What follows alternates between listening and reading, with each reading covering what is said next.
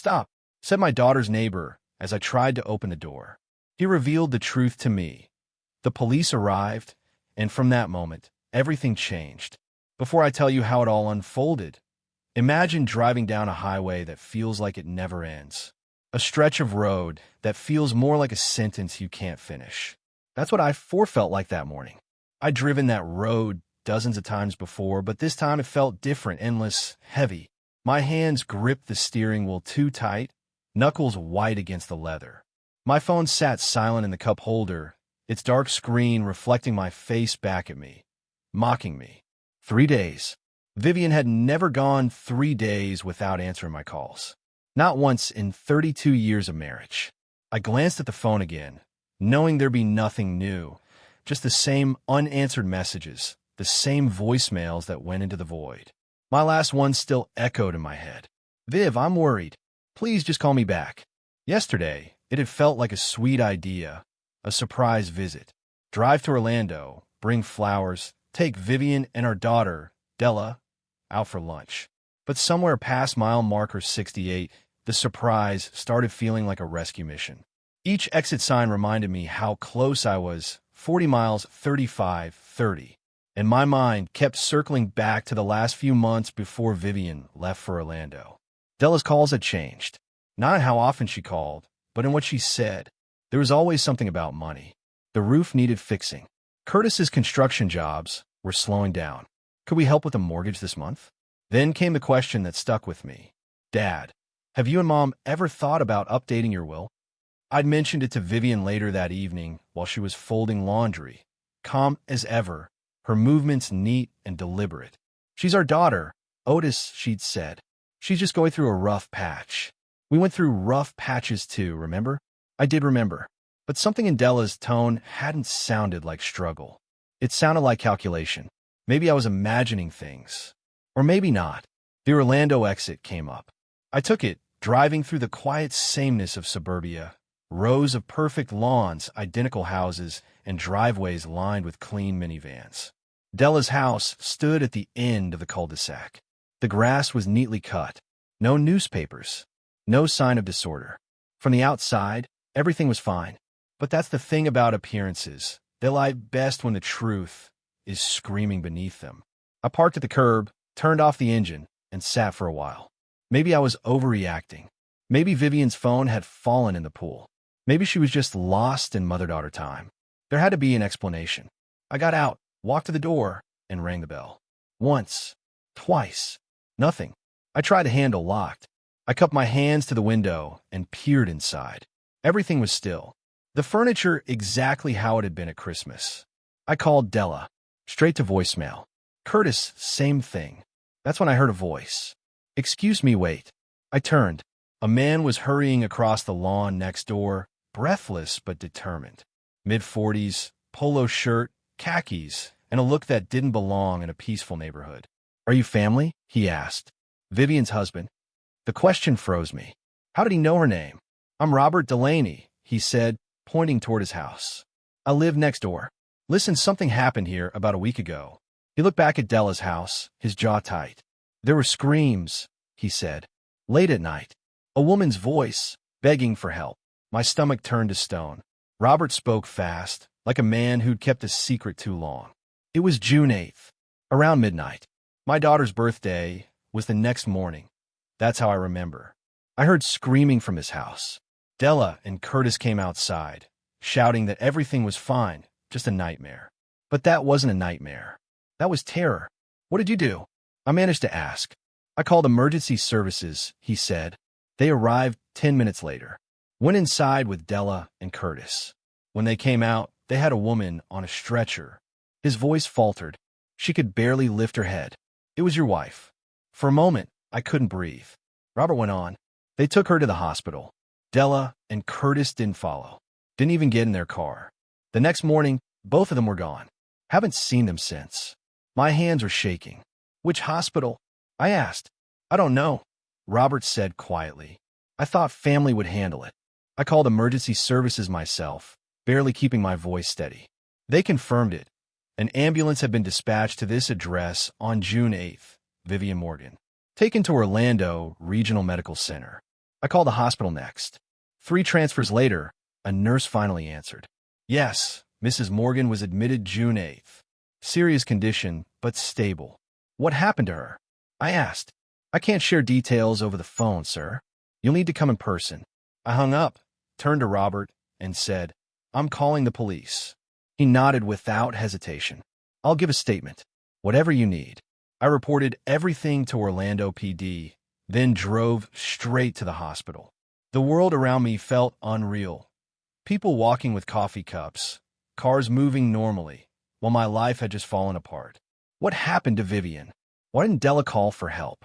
Why did they run? Orlando Regional rose ahead, all steel and glass under the Florida sun. I parked, found the ICU, and walked in. A woman in plain clothes stood near the nurse's station, a badge clipped to her belt. Mr. Morgan? She asked, extending her hand. Detective Lisa Thornton, Orlando PD. I got the call about your wife. Where is she? I asked. Room 412, she said. But first, I need to ask you some questions. The ICU room was silent except for the steady rhythm of machines, counting the seconds my wife clung to life. Vivian looked fragile, her skin pale, her lips colorless, her body a battlefield of tubes and wires. I sat beside her, holding her hand gently, afraid she might slip away if I loosened my grip. I'm here now, I whispered. My voice trembled, but the promise in it didn't. When you wake up, you'll tell me what they did, and I swear, I'll make them pay for every second of this. Something inside me shifted. The panic of a husband began to fade, replaced by the cold precision of the prosecutor I used to be. For 30 years, I'd built cases from chaos, piece by piece. I'd seen guilt behind polite smiles and truth buried under lies. Della and Curtis, they thought they could hide behind family ties. They were wrong. That night, I refused to leave Vivian's side. Nurses offered a cot, a waiting room, even a hotel discount for families, but I couldn't move. My hand stayed wrapped around hers, waiting for a sign, any sign that she was coming back. At dawn, I felt it, a faint twitch against my palm. My heart stopped. I leaned closer as her eyelids fluttered, struggling against the darkness. The nurse rushed over, calling for the doctor. Within seconds, the room filled with movement and quiet urgency. Vivian's eyes opened, unfocused at first, then locking onto mine. Otis, she whispered, her voice cracked and dry. I'm here, I said softly. You're safe now. She tried to speak again, but the words came slow and broken. Where am I? You've been here a week, I told her gently. Her eyes widened. A week. Fear flickered behind her confusion. The doctor reassured her she was stable now. But the truth was, stability meant nothing. Someone had tried to end her life. Moments later, Detective Thornton walked in, recorder in hand, her tone calm but firm. Mrs. Morgan, if you're strong enough, we'd like to hear what you remember. Vivian's voice trembled as she began. Della made dinner that night. Pasta, garlic bread, nothing strange. About an hour after eating, I started feeling dizzy. My heart was racing so fast I could barely breathe.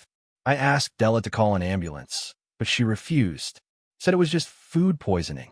She paused, swallowing hard. It got worse. Everything was spinning. I begged her, Della, please, something's wrong with my heart. But she just looked at Curtis. He stood by the door. He wouldn't let me leave. Tears gathered in her eyes as she whispered. I screamed for help. I thought maybe someone outside would hear. Then her voice broke. After that, everything went dark. The detective's pen stopped moving. Thornton glanced at me, the kind of look that said this wasn't an accident. Marcus, it's Otis Morgan. I need your help. It's personal. That was all I had to say.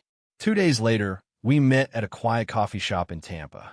The place was nearly empty, sunlight bleeding through dusty blinds, the smell of burnt espresso hanging in the air. Marcus Webb, my old private investigator, sat across from me, his expression grim. Between us lay 3 folders that looked heavier than they should have. Your daughter made 47 calls to creditors in the last 3 months, Marcus said, sliding the first folder toward me. Credit cards, mortgage companies, collection agencies, everything's overdue. Most of it by more than 60 days. I opened the folder. Phone records, bank statements, credit reports, the kind of financial wreckage that tells a story of quiet desperation. Curtis, my son-in-law, owed money everywhere. Online gambling sites, poker rooms, sports betting apps. $85,000 in credit card debt. Another $120,000 lost to gambling. Their mortgage was in foreclosure. And Della knew all of this. I asked, though I already knew the answer. Marcus nodded. She called your estate attorney on June 10th, 4 weeks before the poisoning. Asked about probate timelines, inheritance laws, what happens if a parent dies unexpectedly. The lawyer thought she was just curious. But this wasn't curiosity. Otis, this was planning. I closed the folder slowly. The pattern was all too familiar. Financial desperation plus opportunity equals motive. I'd proven it in court 100 times. But this time, the case was personal. From the coffee shop, I drove straight to James Walker's office, one of the sharpest civil attorneys I knew. His office overlooked the bay, sailboats drifting across calm blue water. Walker skimmed Marcus's report with a prosecutor's eye, then looked up. In criminal court, the DA will need proof beyond reasonable doubt, he said. That'll be tough with the daughter's alibi and your wife's memory gaps. But civil court? We only need 51% certainty. We can prove this and make their lives very uncomfortable in the process. What are you suggesting? Wrongful injury, emotional distress, medical damages. We freeze their assets during discovery, drag every hidden debt into daylight, and force them under oath. Civil litigation can be persuasive. I leaned forward. Do it, but do it right. He smiled faintly. I thought you'd say that. Next, I stopped by our state attorney's office, Gerald Simmons, a kind man with a habit of writing everything down by hand. I need changes, I said after explaining what had happened. Remove Della completely. Everything goes to Vivian. And if Della contests it, she forfeits any claim. He nodded, jotting quick notes. You want a no contest clause? Yes. Today. I'll wait. By evening, the new will was signed. When I got home, Vivian was resting on the couch, wrapped in a blanket despite Tampa's heat. She'd been discharged that morning. I showed her Marcus's report, but she couldn't get past the 3rd page. Her hands shook as she spoke. She called about the will a month before this happened. Her voice cracked. She actually planned it. I sat beside her quietly. You weren't wrong to love her, I said softly. She was wrong to betray that love. We sat in silence for a long time before she finally asked, "What's next?" I told her about Walker's plan, the lawsuit, the asset freeze, the exposure. She listened, then nodded once. Do it. The next morning, I called Della. Dad. Her voice was bright, falsely warm. How's Mom? I've been so worried. Your mother needs family right now, I said calmly. We should talk. All of us, in person. Come to Tampa this weekend. There was a pause, the kind where you can almost hear someone calculating. Then, of course we'll be there. Saturday. Saturday's perfect.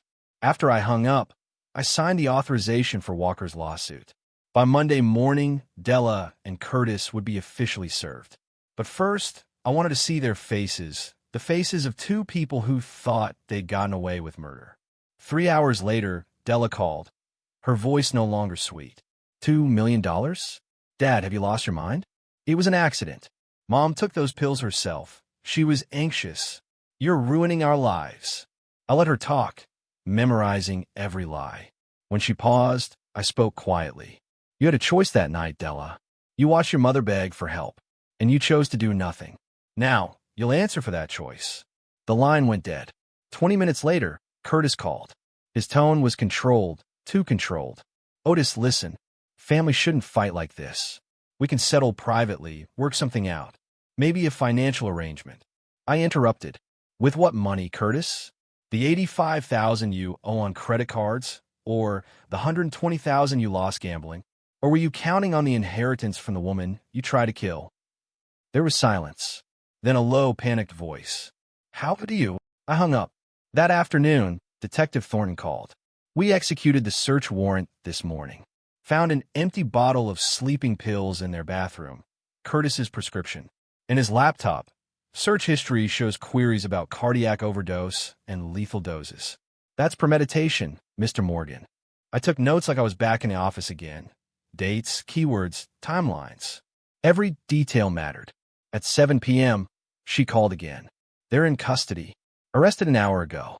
Attempted murder, first degree, conspiracy, obstruction. They're being processed now. I ended the call and turned to Vivian. She'd heard everything through the speaker. Her eyes glistened, but she didn't cry. Is it wrong that I feel relieved? She asked softly. I took her hand. No, it means justice is finally working. A text from Walker buzzed on my phone. Arrest warrants executed. Civil case supported by criminal charges.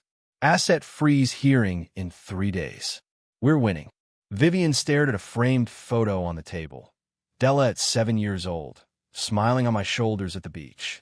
Her fingers hovered over it, then turned it face down. I can't look at her right now, she whispered. Neither could I.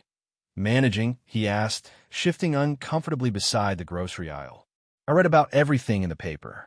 Must be difficult. I nodded, saying nothing. He hesitated, eyes flicking toward the floor. Listen, I don't want to overstep, but have you thought about mediation?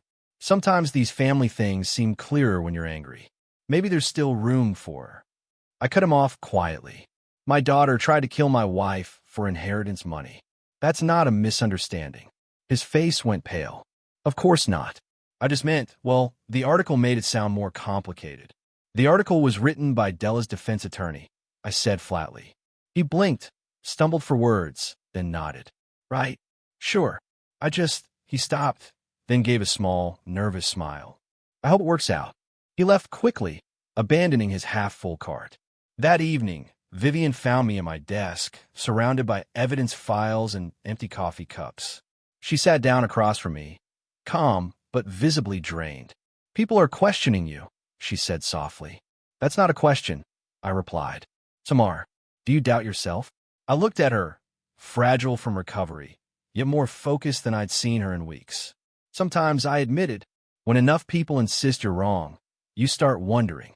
Vivian leaned forward. Her voice was steady, unwavering. Let me be clear, she said. I begged our daughter for help while I was dying, and she refused. That's not complicated. That's not a misunderstanding. That's attempted murder. Don't let them make you forget that. Her certainty steadied something inside me. The doubt didn't vanish completely, but it lost its power. Wednesday's hearing would show whether the court saw things as clearly as we did. That morning, as I reviewed case files at the kitchen counter, my phone rang. It was Detective Thornton. Curtis cracked, she said without preamble. I pushed him about inconsistencies between his and Della's statements.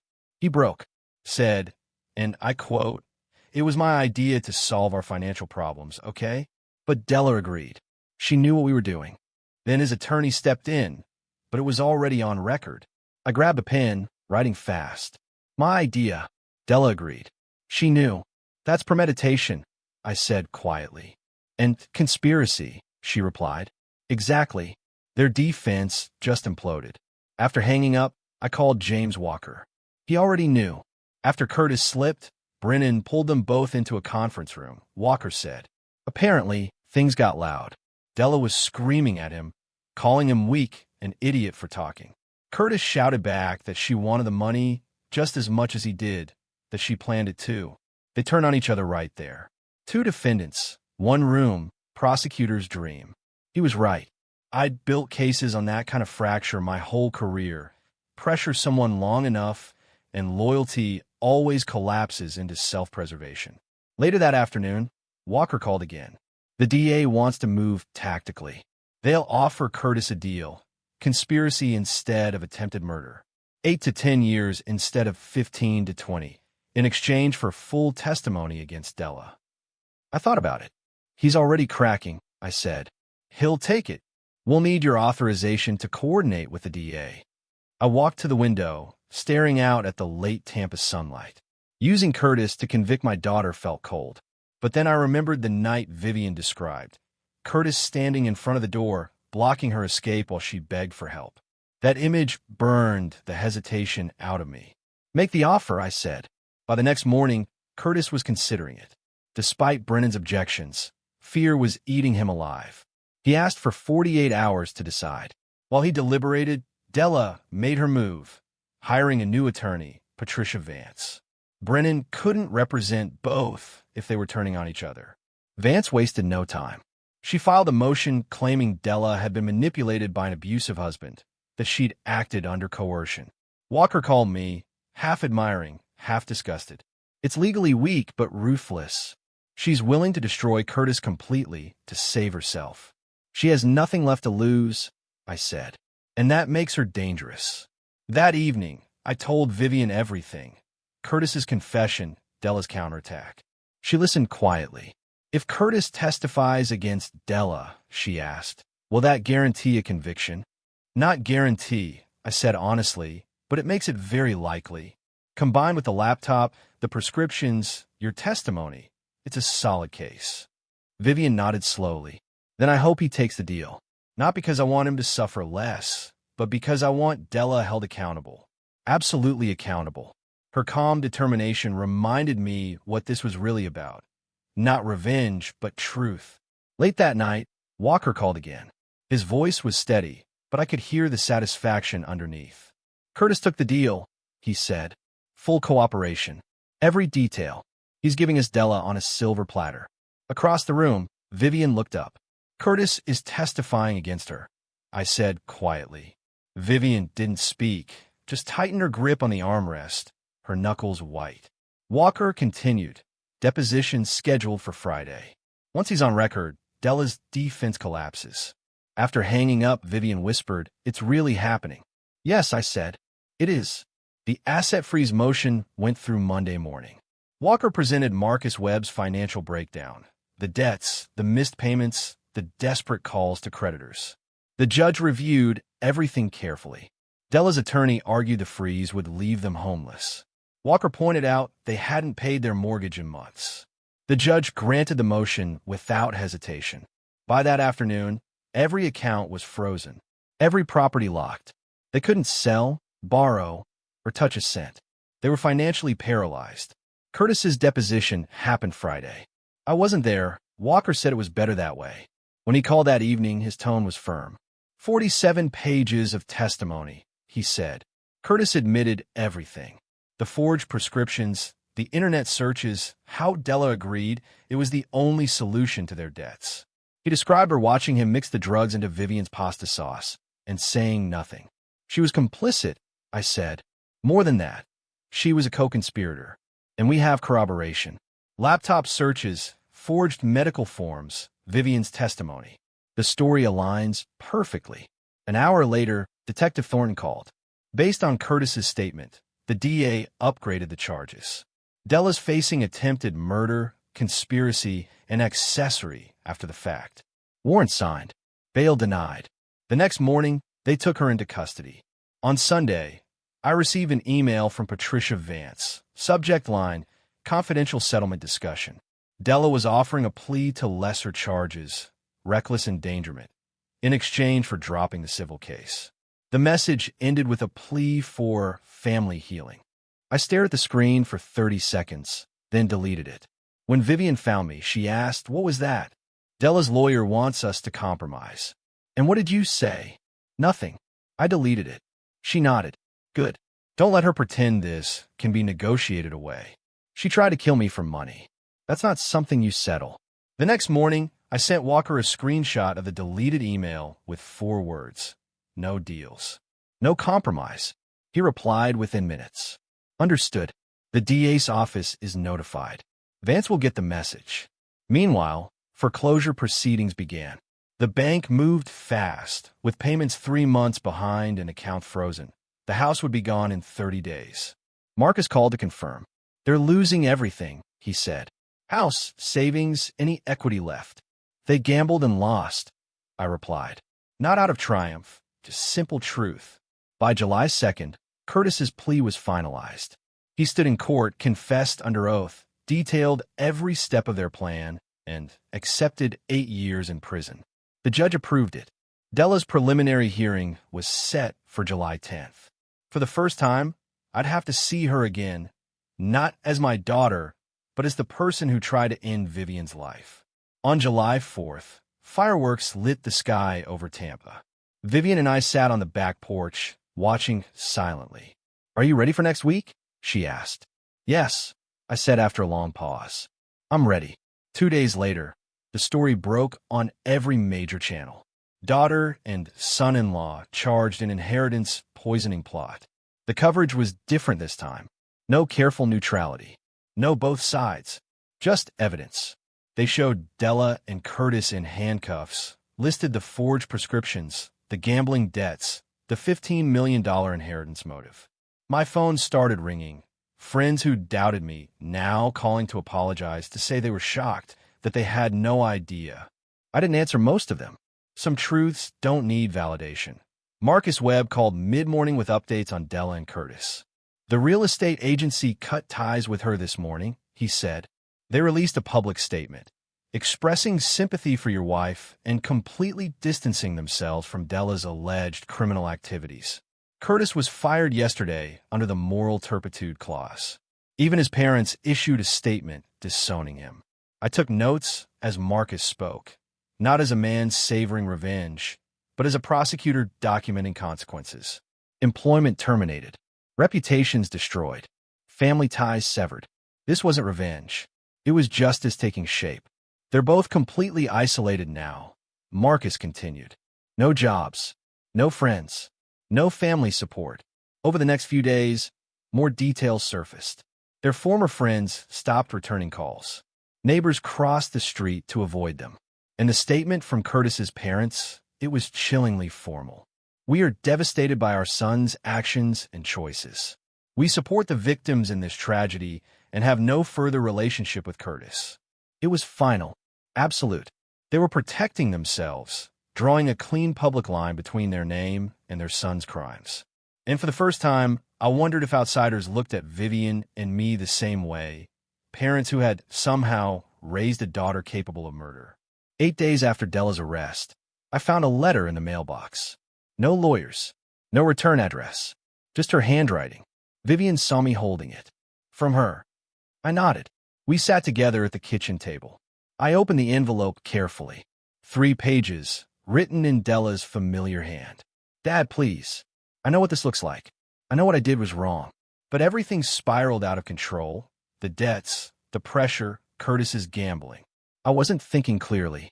I never meant for Mom to actually die. I panicked. I'm so sorry. I've always loved you both. Please, can we fix this? Can't we be a family again?" It was part confession, part excuse, and entirely self-pity. Not a word of real remorse. I slid the pages across to Vivian. She read in silence. When she looked up, her eyes were calm. "What will you do?" I didn't answer. I simply went to my desk and began to write. "Della, you had a choice that night. You chose to watch your mother die rather than call for help. You chose money over her life. These were your decisions, made with intent. There is no fixing this. There is no family to return to. All future communication will go through my attorney." I signed it, sealed it, and sent it through Walker's office.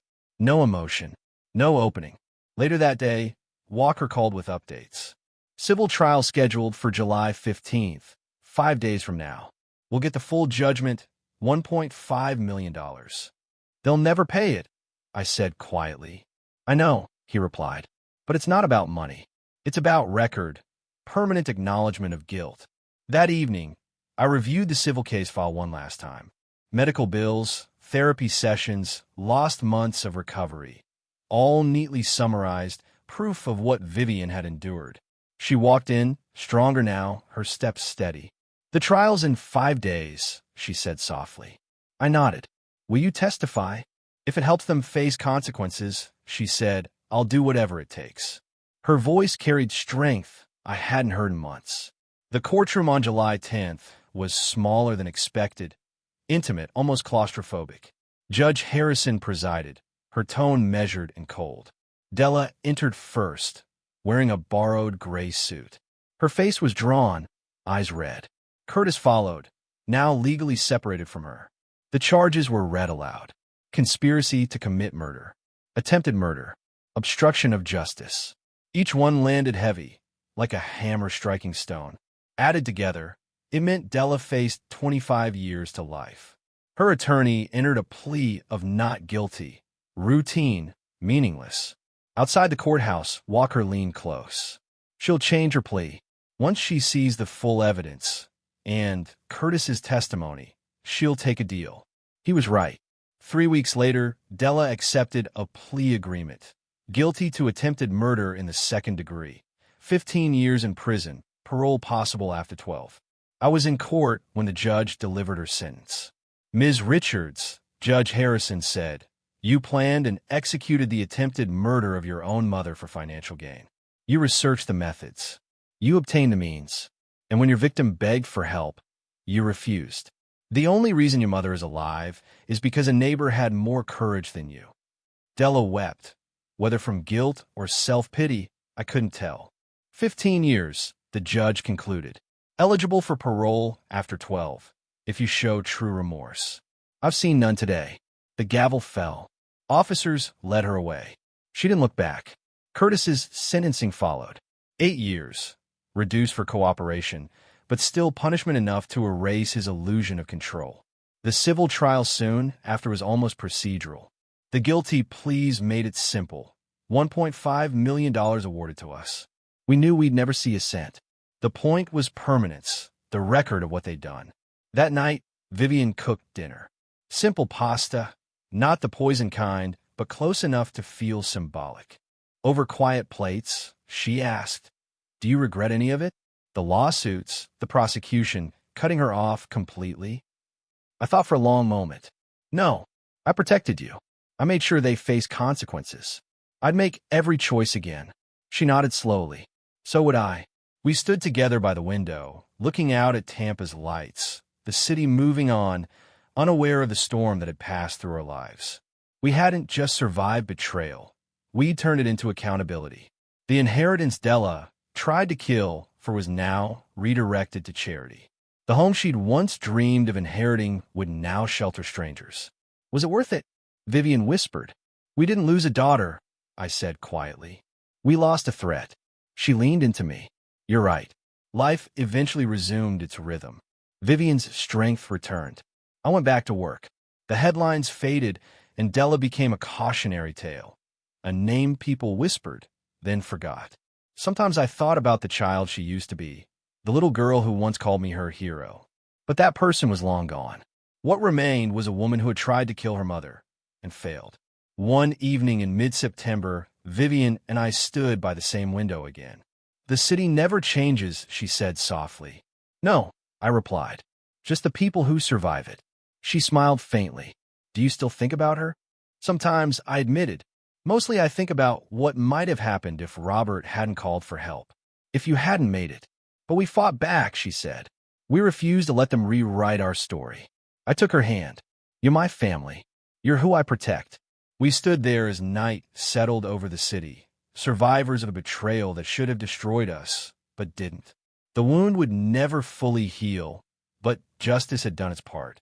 And that, finally, was enough. If you like this story, please like this video, subscribe to the channel, and share your impressions of this story in the comments. To listen to the next story, click on the box on the left. Thank you for